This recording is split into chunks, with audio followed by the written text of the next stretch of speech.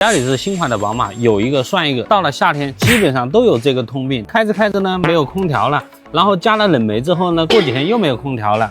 我们现在已经把车子还原成这种刚出厂的状态啊。如果是你的车，你愿不愿意？就是它的蒸发箱损坏了。我们一起来看一下，这就是宝马的蒸发箱。打气之后呢，这个位置非常明显。大哥看一下，马勒代工的。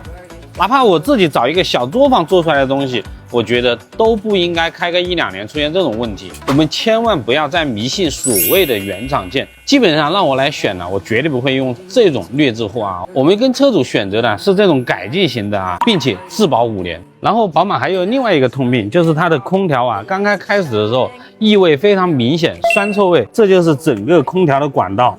你看一下，非常的脏，为什么呢？因为蒸发箱工作的时候啊，潮湿的工作状态，它就很容易滋生这种霉菌，就容易产生异味。所以我们更换蒸发箱的时候啊，会把这个蒸发箱的壳体啊，全套跟客户把它清洗干净，这样就不会有空调异味了。很多人说老吴是宝马黑，确实不是故意在黑宝马啊。宝马虽然开起来操控啊、驾驶感受都非常好，但是呢，它的小问题确实层出不穷。我们1年呐修这个蒸发箱啊，我可以说100-200台，那么基本上早上来，下午就可以出厂。